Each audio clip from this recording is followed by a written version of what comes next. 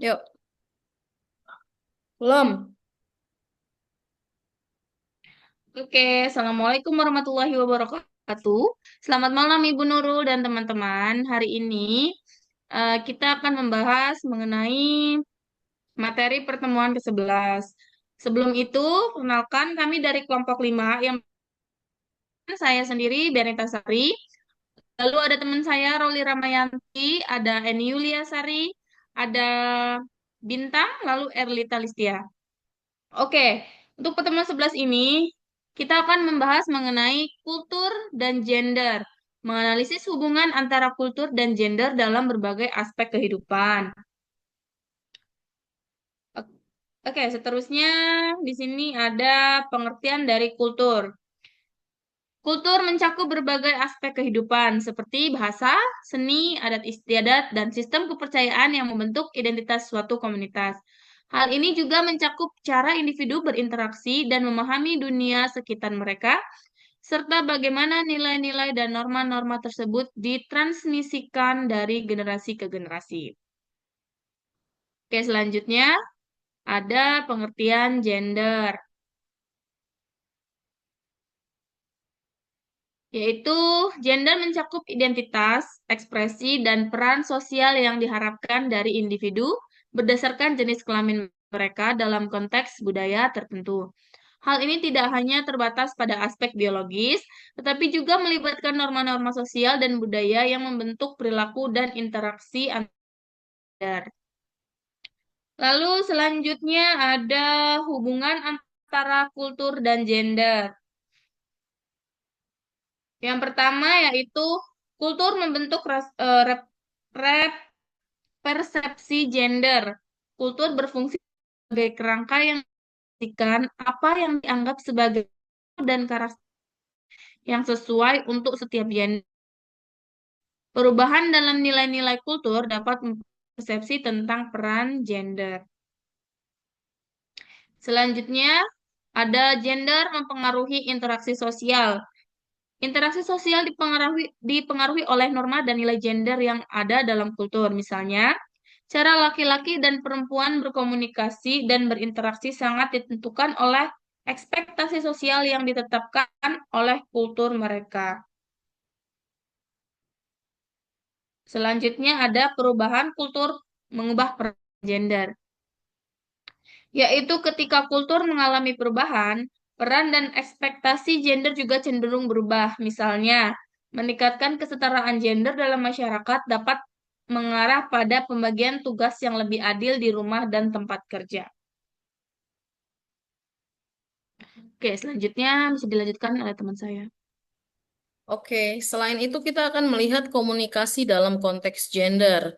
Ini terbagi menjadi tiga, yaitu perbedaan gaya komunikasi, pengaruh kultur terhadap komunikasi, lalu ada tantangan komunikasi gender. Ekspresi gender di budaya Barat. Sebelumnya ada ekspresi gender juga dalam berbagai budaya. Yang pertama, di budaya Barat kita akan melihat ekspresi gender cenderung lebih terbuka dan beragam. Hal ini terlihat dari penerimaan terhadap berbagai identitas gender dan orientasi seksual. Masyarakat mendukung kebebasan individu dalam mengekspresikan peran gender baik dalam pekerjaan, mode, maupun interaksi sosial. Lalu ada ekspresi gender di budaya Timur, malah sebaliknya dari budaya Barat.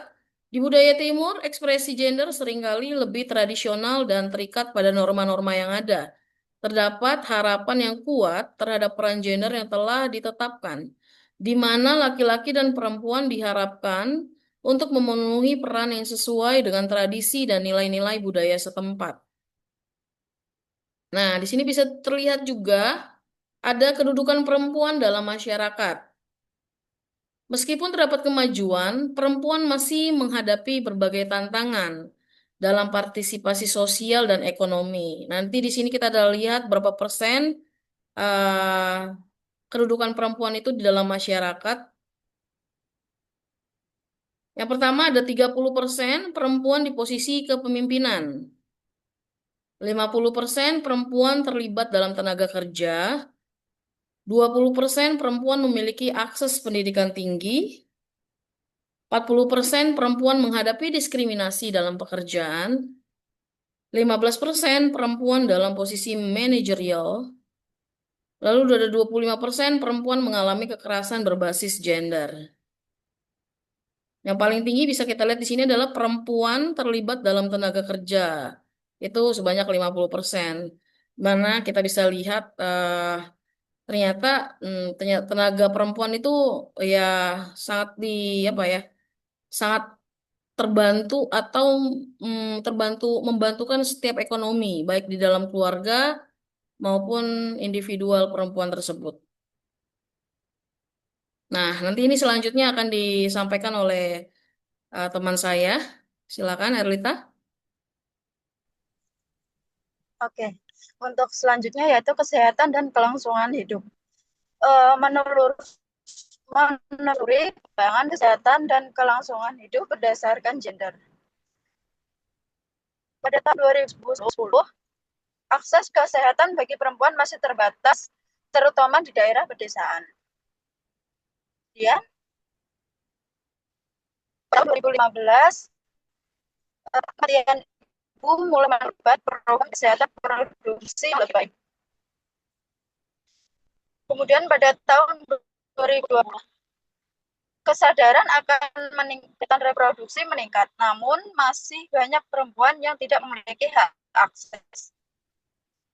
Kemudian, pada tahun 2003, upaya untuk meningkatkan kesehatan anak dan ibu berlanjut dengan fokus dan akses layanan. Next. Kemudian tingkatan pendidikan. Memahami jalur pendidikan yang dilalui oleh laki-laki perempuan menunjukkan adanya kesenjangan gender dalam akses dan pencapaian. Yang pertama ada akses pendidikan dasar, yaitu perbedaan akses antara anak laki-laki dan perempuan dalam mendapatkan dasar.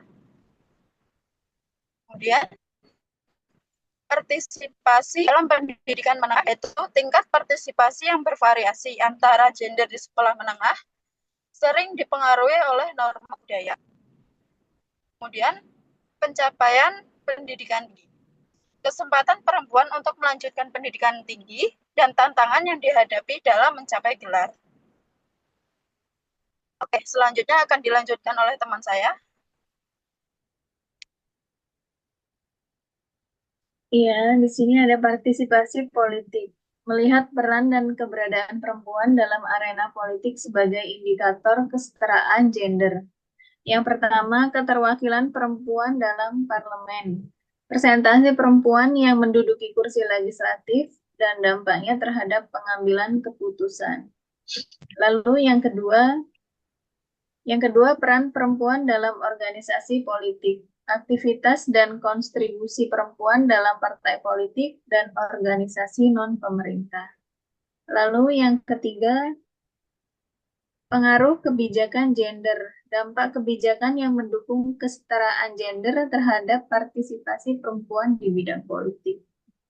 Selanjutnya dilanjutkan oleh teman saya, Bintang. Selanjutnya yaitu ada perbandingan antar negara dan wilayah. Yang pertama, negara dengan kesetaraan gender tinggi Skandinavia, yaitu negara-negara Skandinavia seperti Swedia, Norwegia, dan Finlandia memiliki kebijakan yang mendukung kesetaraan gender, termasuk cuti parental yang seimbang dan partisipasi perempuan dalam dunia kerja yang tinggi.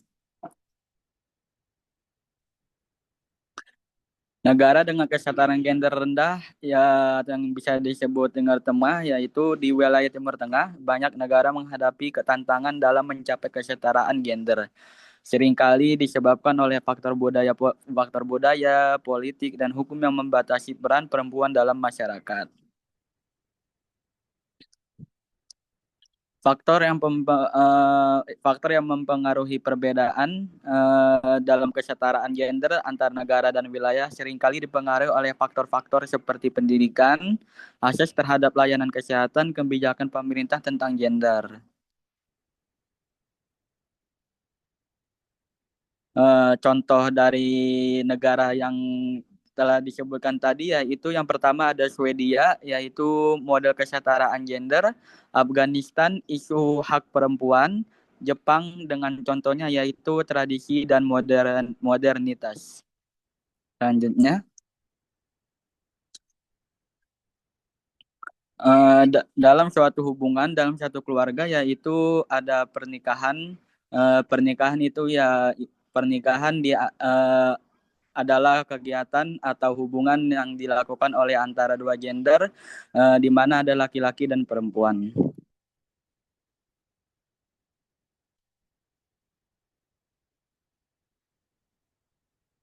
Di dalam pernikahan juga, yaitu ada keluarga yang bisa disebut keluarga. Yang pertama ada keluarga inti, dan yang kedua ada keluarga besar. Keluarga inti terdiri dari dua orang tua dan anak-anak yang tinggal bersama. Model ini yaitu keluarga inti lebih umum di masyarakat modern dan mengutamakan kehadiran peserta privasi dalam pengasuhan anak. Yang kedua yaitu ada keluarga besar. Keluarga besar mencakup lebih banyak anggota keluarga seperti kakek, nenek, paman, bibi, dan sepupu. Model keluarga besar ini lebih umum dalam budaya tradisional dan menekankan dukungan sosial serta interaksi antar generasi.